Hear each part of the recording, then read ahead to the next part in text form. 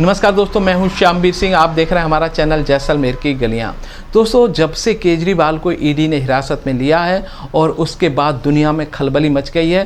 केजरीवाल के प्रति दुनिया के अनेक देशों से बयान आ रहे हैं और ये बयान उसके पक्ष में आ रहे हैं कि भाई केजरीवाल को आपने गलत कर लिया, इसके साथ न्याय होना चाहिए और लोकतंत्र बना रहना चाहिए, ऐसा कुछ ना हो। ऐसा क्यों हो रहा है?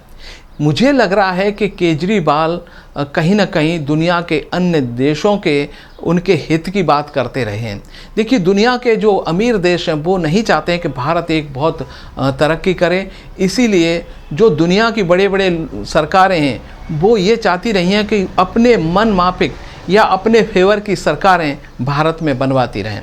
और जो अमेरिका, जर्मनी या हम अन्य देशों के फेवर की सरकारें भारत में जब तक बनती रहती हैं तब तक ये लोग चुप रहते हैं। जैसे ही इनके फेवर की सरकारें नहीं रहती, भारत में ऐसी सरकार आ जाती है जो सिर्फ भारत की बात करती है और किसी भी हालत में भारत को एक आत्मनिर्भर बनाना चाहती है, तब से इन लोगों के पेट में दर्द होना शुरू हो जाता है। और फिर वो यहाँ पर जो पॉलिटिकल पार्टियाँ उनसे वो संपर्क करती हैं और वो चाहती हैं कि हम उन पार्टियों को मदद करें और वो पार्टी सरकार में ना आ पाए, लेकिन इतनी शक्ति प्राप्त कर लें कि यहाँ जो सरकार आत्मनिर्भर या देश हित में काम कर रही है उसमें रुकावट डाल सकें। तो जो विदेशों में बैठे भारत के खिलाफ काम करते हैं, आज इन्होंने, मुझे लगता है, केजरीवाल को हाईजैक किया था और इसके माध्यम से वो ये चाहते थे कि मोदी सरकार को हटा सकें, मोदी सरकार को कमज़ोर कर सकें। इसलिए बहुत सारा पैसा इन्होंने भारत में इन पॉलिटिकल पार्टियों को दिया गया था और ये सबसे ख़तरनाक है हमारे देश के लिए। इसीलिए जब केजरीवाल की पोल खुलने लग गई, यानी इनको मालूम पड़ गया कि जैसे इन्होंने खालिस्तानियों से भी पैसा लिया है, अन्य जो संगठन हैं, अमेरिका का एक आदमी कह रहा था कि हम मोदी को हराने के लिए कितने डॉलर खर्च कर सकते हैं, तो ये जब सामने आने लगा है तब वो एक तो घबरा गए कि अब केजरीवाल को अरेस्ट कर लिया गया, पूछताछ में बता देंगे कि भाई कहाँ कहाँ से कितना पैसा मिला, तो भारत के संबंध उन देशों के साथ ख़राब हो सकते हैं। इसलिए चाहते थे कि भारत पर दबाव डाल करके केजरीवाल को रिहा करवा दिया जाए। तो पहले जर्मनी से आवाज़ उठती है, फिर अमेरिका से उठती है, फिर यूएन से उठती है। ये सब भारत के ऊपर दबाव डालने के लिए कि केजरीवाल रिहा हो सकें और इन देशों से जो पॉलिटिकल पार्टियों को भारत के खिलाफ मदद मिली थी उसको दबाया जा सके। तो जब तक भारत में कोई कमज़ोर सरकार रहेगी ना, तब तक ये उस सरकार को खूब सपोर्ट करते रहेंगे कि ये सरकार भारत का विकास नहीं कर सकती।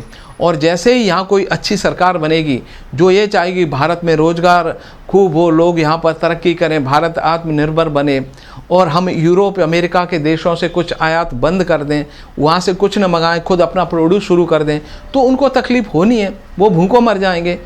इसीलिए वो ये काम करती हैं।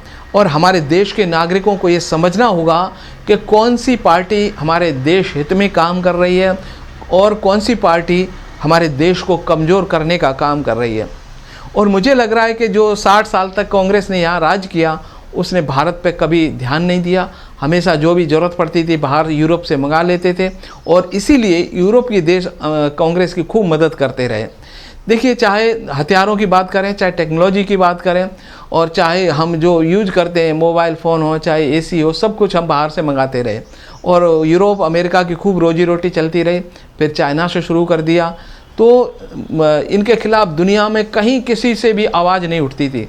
और आज मोदी सरकार अपना इंपोर्ट बंद कर रही है, एक्सपोर्ट बढ़ा रही है, तो चाइना भी खिलाफ हो गया, अमेरिका भी बयान दे रहा है, जर्मनी भी दे रही है और यूएन तक इनकी लॉबी। कितना बड़ा जो हम भारत के खिलाफ षड्यंत्र पूरी दुनिया के लोग रचते रहते हैं, ये हमको समझना होगा। अभी तो केजरीवाल की जांच होगी ना, तो देखना आप क्या क्या कुछ निकलेगा। लेकिन हमको ऐसी पार्टियों से सावधान रहना है जो कि विदेशों से पैसा लेकर के भारत को बर्बाद करने के लिए चुनाव जीत करके और भारत के खिलाफ षड्यंत्र रचती हैं, विदेशों की मदद करती हैं, उनको ठेके देती हैं और हमारा जो प्रोडक्शन लाइन उनको ख़त्म करना चाहती हैं। तो हमको ये समझना होगा, अभी भारत के नागरिक बहुत मतलब यूँ कहें कि एजुकेशन में आ गए हैं, टेक्नोलॉजी में आ गए हैं, हर चीज़ समझ सकते हैं। तो इनको राजनीति भी समझनी होगी और सूझबूझ से वोट करना होगा, तभी देश आगे बढ़ पाएगा। ऐसी देश को बर्बाद करने वाली शक्तियों से हर युवा को, हर भारतीय को सावधान रहने की ज़रूरत है। आपसे यही कहना चाहता हूँ। नमस्कार।